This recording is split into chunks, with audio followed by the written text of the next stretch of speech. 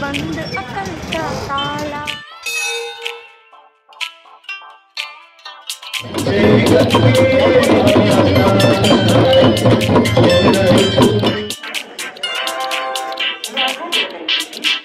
श्री राम, जय श्री राम, जय श्री राम।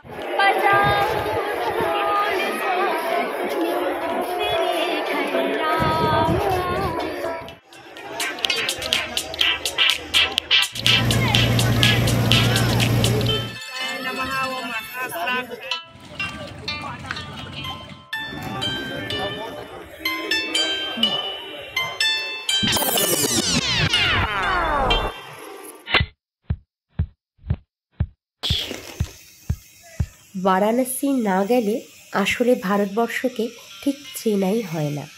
ভারতের প্রাচীনতম শহর, ভারতের এক সনাতন ঐতিহ্য, এক নিটল বিশ্বাস আর আস্থার শহর এই বারাণসী। গঙ্গার তীরে এই শহরে একা ঘুরে বেড়ানো যায় দল বেঁধে। ঘন্টার পর ঘন্টা ঘাটে বসে শহরকে, মানুষকে অনুভব করতে চাইলে ছুটি জোগাড় করেই বেরিয়ে পড়ুন বারাণসী। আর বারাণসী যদি প্ল্যান করেই থাকেন, তার সাথেই একসাথে অযোধ্যার প্ল্যানটাও করে ফেলবেন। বেনারস থেকে মাত্র 3 থেকে 4 ঘন্টা দূরেই অযোধ্যা। তাই আজকে আমি আপনাদের সাথে বেনারস ও অযোধ্যার ঘোরার প্ল্যান পুরোটাই শেয়ার করছি আজকের ব্লগে। আমরা যেভাবে কম সময়ে কম খরচে ঘুরেছি, কোথায় থেকেছি, সমস্তটাই থাকবে আজকের ব্লগে। এরপরে আমি শুধু বেনারস এবং অযোধ্যার আলাদা আলাদা দুটো ব্লগ শেয়ার করব পরবর্তী পর্বে। তো চলুন 3 রাত্রি ও 4 দিন বেনারস ও অযোধ্যার কোথায় ঘুরবেন, কোথায় থাকবেন, কোথায় খাবেন দেখে নেওয়া যাক। রাজধানী এক্সপ্রেসে সবার প্রথমেই আমরা মোটামুটি 1:45 নাগাদ পৌঁছে যাই বেনারসে পৌঁছে প্রথমে আমরা হোটেলে চলে আসি। তোমাদেরকে একটু হোটেলটা দেখিয়ে দিচ্ছি। তো এই হোটেলটা না অ্যাকচুয়ালি আমাদের পরিচিত কয়েকজন গেছিলো, তো তাদের কাছ থেকে নাম্বারটা নিয়ে নেওয়া হয়েছে। এখন ঘড়িতে বাজে রাত 2। তো এই হোটেলটা আমি হাইলি রেকমেন্ড করব না, বাট তোমরা চাইলে এটা বুক করতে পারো। আমি ডেসক্রিপশন বক্সে ফোন নাম্বার দিয়ে দিব। তো রাত হয়ে গেছে, আর কিছু শ্যুট করিনি সেই দিন। তো পরের দিন সকাল সকাল ঘুম থেকে উঠে আমরা সাইট সিনের জন্য বেরিয়ে যাই।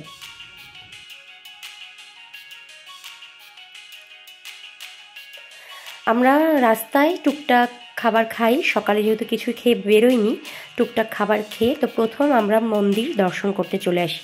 বেনারসে এই মন্দিরটা নতুন হয়েছে। এই মন্দিরটার নাম হচ্ছে সর্বদয়া মন্দির। এই মন্দিরটা বেশ কিছুদিন আগেই আমাদের দেশের প্রধানমন্ত্রী নরেন্দ্র দামোদর দাস মোদী এসে উদ্বোধন করেছেন। ভীষণ সুন্দর এই মন্দিরটা সাজানো হয়েছে, ভীষণ সুন্দরভাবে কারুকার্য করা রয়েছে এই মন্দির। তারপরে আমরা এখানে লিট্টি খাচ্ছিলাম, দেখতেই পাচ্ছ। তো তারপরে আমরা চলে যাই একটা রেস্টুরেন্টে, এখানে সারনাথের কাছেই রেস্টুরেন্টটা। তো এখানে খাবার দাবার খেয়ে চলে যাই আমরা বুদ্ধিস্ট মনেস্ট্রিতে। তো এই হলো সারনাথ। ঢোকার মুখেই খুব সুন্দরভাবে সাজানো হয়েছে এই সারনাথ বৌদ্ধ মন্দির। যদি ভিড় থেকে দূরে যেতে চান, শান্তি পেতে চান, তাহলে কিন্তু অবশ্যই এই মন্দিরটা দর্শন করে নিতে পারেন।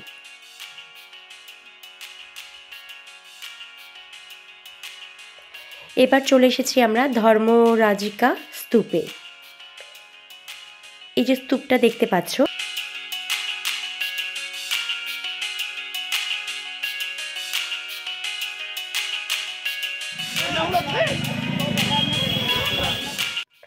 তারপরে আমরা এখানে জুস খেয়ে চলে যাই বিড়লা মন্দিরে।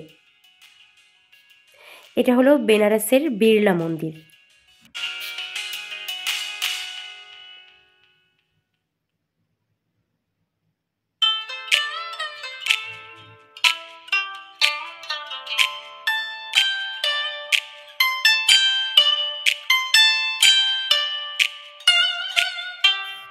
এরপর আমরা পৌঁছে যাই রামনগর দুর্গতে।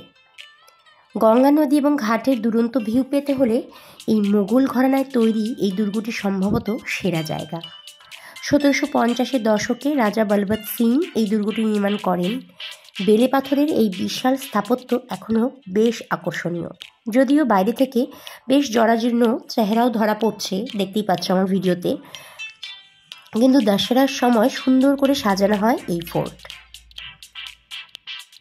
এরপর চলে আসি দুর্গা মন্দির। এই মন্দিরে পৌঁছাতে পৌঁছাতে আমাদের একদম সন্ধে হয়ে যায় এবং আমাদের সেই দিন ঘোরার শেষ এটাই ছিল দর্শনীয় স্থান এই মন্দিরে।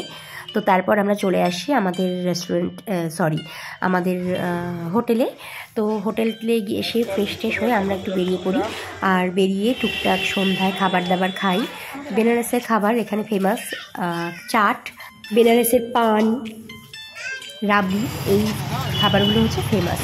তো খাবার দাবার খেয়ে তারপরে একবার ডিনার করে আমরা হোটেলে চলে আসি।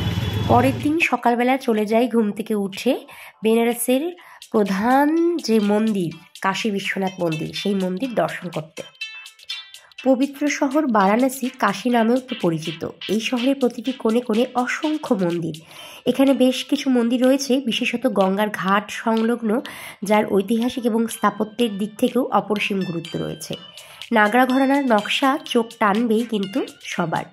সমস্ত মন্দিরের মধ্যে সবচেয়ে গুরুত্বপূর্ণ এই কাশী বিশ্বনাথ মন্দির।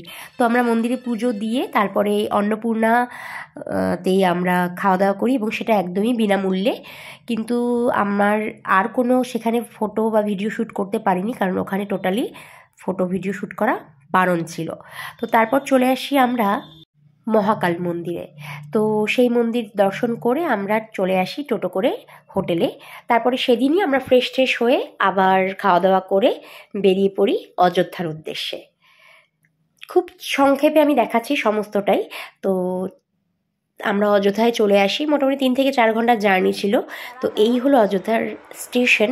এত সুন্দর করে স্টেশনটা বানানো হয়েছে, এটা হচ্ছে ইন্টারন্যাশনাল একটা স্টেশন। তো সত্যি এটা কিন্তু একদম স্টেশন মনেই হয় না, মনে হয় যে আমরা একটা চলে এসেছি এয়ারপোর্টে। এত সুন্দর করে স্টেশনটাকে সাজানো।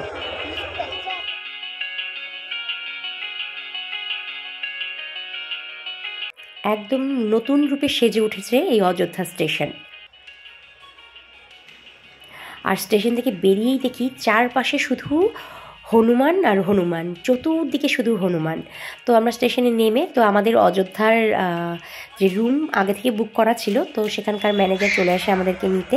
তো তার সাথে আমরা চলে যাই আমাদের গন্তব্যস্থলে। আমরা চলে যাচ্ছি এখন। আমরা পৌঁছে গেলাম আমাদের হোটেলে। তো এই হোটেলটা না একটু অন্যরকম। প্রথম দিকে দূর থেকে ভাবছিলাম যে এটা অনেকটা দেখতে পাঞ্জাবি স্টাইলের মতন। হ্যাঁ, তো হোটেলের রুমটা জাস্ট ওয়াও। আমি হাইলি রেকমেন্ড করব, অযোধ্যায় আসলে ডেফিনেটলি তোমরা এই হোটেলটা বুক করো। আমার ডেসক্রিপশন বক্সে আমি কিন্তু সমস্ত হোটেলের প্রাইস, হোটেলের ফোন নাম্বার সমস্তটা দিয়ে দিব। ভীষণ সুন্দরভাবে এই হোটেলটা তৈরি করা হয়েছে এবং একদম নতুন। আর এই হোটেলটাও কিন্তু আমরা সেই আমাদের আগে যারা এসেছিলেন বেনারসে, তো তাদের কাছ থেকে কিন্তু আমরা এই হোটেলের নাম্বারটা পাই এবং এই হোটেলে এসে থাকি। আর তারপরে রাত্রিবেলা আমরা মোটামুটি 11টার দিকে ডিনার কমপ্লিট করে ঘুমিয়ে পড়ি। পরের দিন সকালবেলা দেখতে পাচ্ছ আমার হোটেল থেকে, রুম থেকে আমি দেখাচ্ছি ভিউটা। এখানে একটা খাটিয়া পাতা রয়েছে, অনেকটা না পাঞ্জাবি স্টাইল দেখতে লাগছে, এত সুন্দর লাগছে। আর আবহাওয়াটা ভীষণ সুন্দর। তখন না রোদ ওঠেনি, অনেকটা সকাল, প্রায় 6টা বাজে সেই সময়। আর কোথাও ঘুরতে গেলে আমার তাড়াতাড়ি ঘুম ভেঙে যায়, আমি সকালটা দেখি, আমার ভালো লাগে ভোরবেলার পরিবেশটা দেখার জন্য। আর এদিকে রুম থেকে বেরিয়েই দেখি চতুর্দিকে হনুমান। তো খুব ভয়ে ভয়ে আমি বেরোচ্ছিলাম, কারণ হনুমান যদি আমার মোবাইলটা দেখে যদি ছো মেরে নিয়ে যায়, তো ভীষণ ভয়ে ছিলাম। তো চুপ করে আমি এই ভিডিওগুলো রেকর্ড করেছি। যাই হোক, তো সকালবেলা আমরা মোটামুটি 8টার দিকে বেরিয়ে যাই অযোধ্যার টুকটাক চারপাশ দর্শন করতে। প্রথমেই আমরা পৌঁছে যাই কনক ভবনে। আর আমাদের কি বলতো, হোটেলের একদম পাশেই সব দর্শনীয় স্থানগুলো। আর এখানে না খুব ভালো একটা ব্যবস্থা কী আছে বলো তো, তোমার হুইল চেয়ার আছে। তো আমরা যেহেতু অনেকে মিলে গেছিলাম, বয়স্ক মানুষ, তো মা যেহেতু হাঁটতে পারবে না, তার জন্য মায়ের জন্য হুইল চেয়ার নেওয়া হয়েছিল। তো মা আর কোথাও হেঁটে দেখেনি, তো যেহেতু দর্শনীয় স্থান, এখানে কিন্তু হুইল চেয়ারের ব্যবস্থা রয়েছে, তো বয়স্কদের কোনো অসুবিধাই হয় না। তো আমরা ধীরে ধীরে এরপরে সমস্ত চারপাশে দর্শনীয় স্থানগুলো দেখে নিই। মোটামুটি একদিন থাকলেই অযোধ্যা তোমার ঘোরা কমপ্লিট হয়ে যাবে।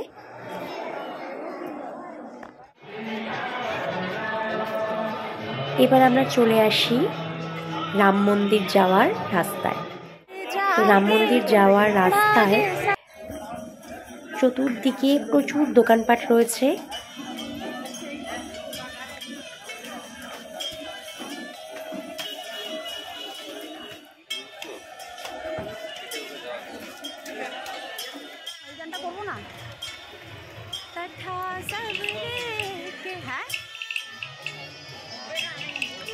এখানে প্রচুর দিকে মূর্তিগুলো দেখো, মূর্তিগুলো চারপাশে একদম সুন্দর করে সাজিয়ে রাখা হয়েছে।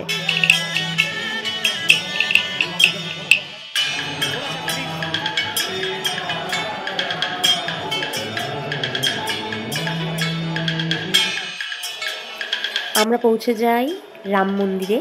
তো বিশাল এখানে ব্যবস্থা রয়েছে।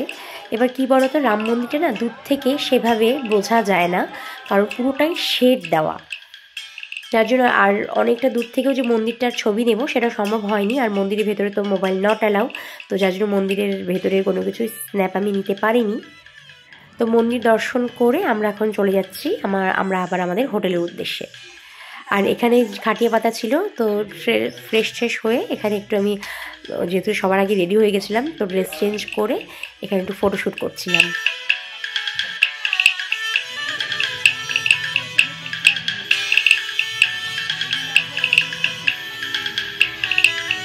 এবার আমরা চলে যাই খেতে, খাবারের জন্য আমরা একটা রেস্টুরেন্টে যাই।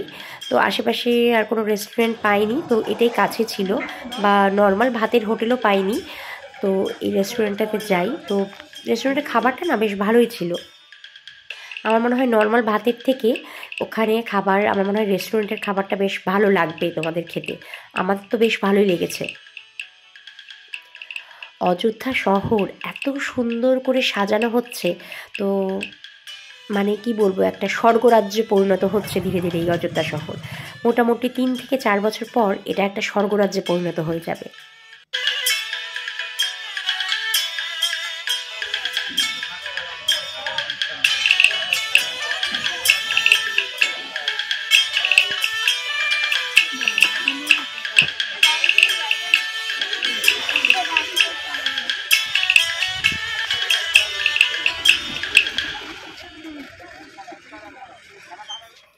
এই হলো সূর্য নদীর ঘাট, আর সূর্য নদীর জল স্পর্শ করছি।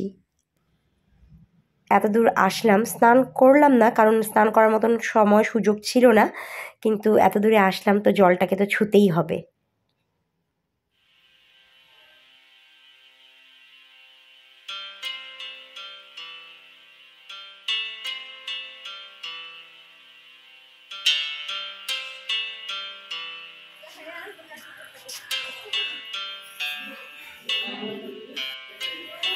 তো আমরা মোটামুটি অযোধ্যা ঘোরা কমপ্লিট করে এবার রিটার্ন করি বেনারসের উদ্দেশ্যে। তো আসার সময় আমরা বন্দে ভারত ট্রেনে করে চলে আসি।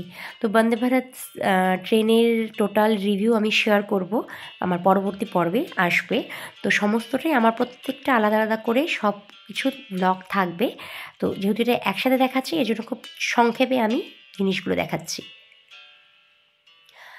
এবার আমরা চলে আসি, বেনারসে পৌঁছে যাই। তো বেনারসে পৌঁছে একবারে আমরা খাবার দাবার খেয়ে আমরা হোটেলে যাই।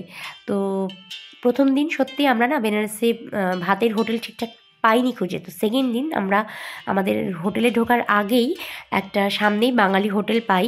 তো ভীষণ ভালো এই হোটেলের খাবার দাবার, একদম বাঙালিয়ানা, ভীষণ সুন্দর। তো এই হোটেলটা কিন্তু, এই হোটেলে পাশে কিন্তু তোমরা এই রেস্টুরেন্টে, মানে রেস্টুরেন্টে নয়, এই বাংলা ভাতের হোটেলে কিন্তু খেতেই পারো। অনেকটা রেস্টুরেন্টের মতনই, বাট বাঙালি খাবার এখানে পাওয়া যায় অ্যাভেলেবেল, এবং যথেষ্ট সুস্বাদু খেতে। তো পরের দিন সকালবেলা ঘুম থেকে উঠে মোটামুটি 6:30 7টা নাগাদ আমরা ঘাটে চলে যাই।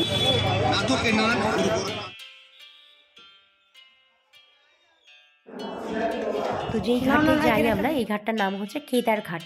আর প্রথমে না আমরা জানতামই না যে আমাদের হোটেলের পাশে এত কাছে এই ঘাট রয়েছে, তাহলে প্রথম দিনই ঘুরে আসা যেত যেদিন আমরা পৌঁছালাম।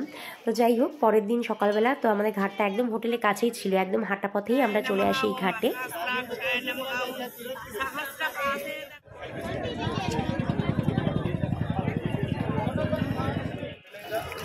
তো এখানে আমরা সবাই গঙ্গা স্নান করি। এখানে না ড্রেস চেঞ্জ করার বেশ সুন্দর ব্যবস্থা রয়েছে, তো ড্রেস চেঞ্জ করতেও পারো, মানে স্নানের কোনো অসুবিধেই নেই। তারপরে আমরা স্নান ফান করে চলে আসি হোটেলে এসে খাওয়া দাওয়া করে এবার আমরা বেরিয়ে যাই। আমাদের হাতে 1 ঘন্টা টাইম ছিল, তো 1 ঘন্টার টাইমে আমরা একটুখানি আশপাশে মার্কেটটা একটু ঘুরে নিই। তো 1-2টা দোকানে যাই, খুব বেশি দোকানে যাওয়ার সময় পাইনি। তো মানে বেনারসে আসলে পরে বেনারসি শাড়ি যেহেতু এখানকার বিখ্যাত, তো দেখতে তো হবেই, কিনি বা না কিনি, তো দেখার জন্যই গেছি। তো এখান থেকে যদিও সেরকম কিছু কেনা হয়নি, কেনাকাটা করার সময়ই পাইনি, কিন্তু বেনারসি ওড়না কিনেছিলাম এখান থেকে।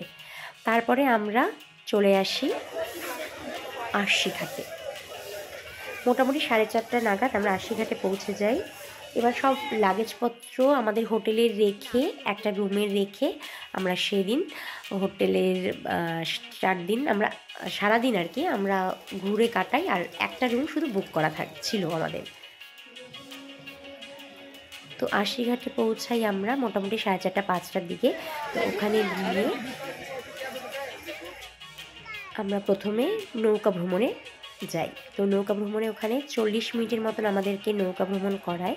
তো 40 মিনিটের মধ্যে সমস্ত এখানকার যে ফেমাস ঘাটগুলো রয়েছে সেই ফেমাস ঘাটগুলোকে কভার করে তারপর আমাদেরকে আবার আশিঘাটে পৌঁছে দিয়ে যায়।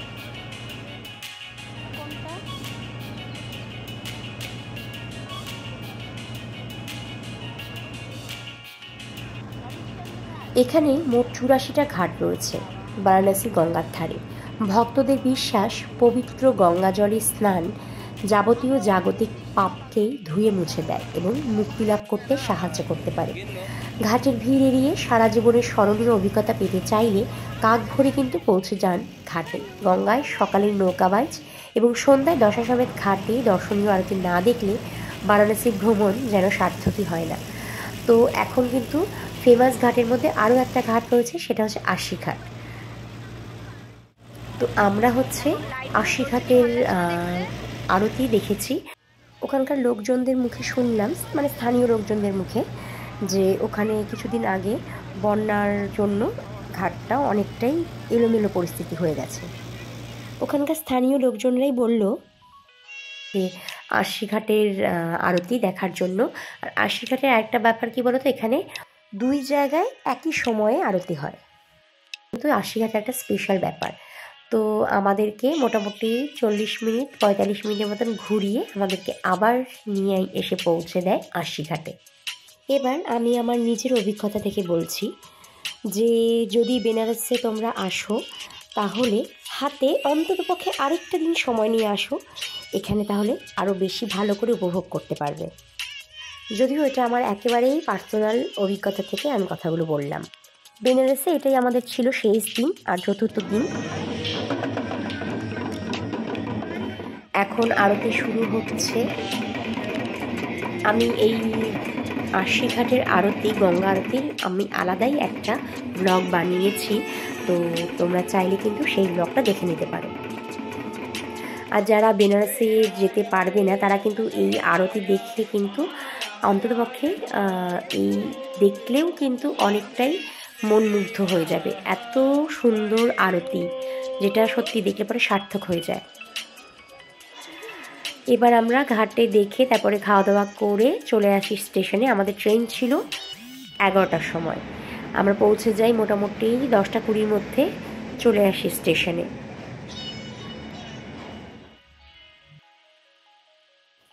আমরা ফেরার সময় রাজধানী এক্সপ্রেসে ফিরি, আর আমাদের সকালে ব্রেকফাস্ট পাই আমরা, আর লাঞ্চ পাই।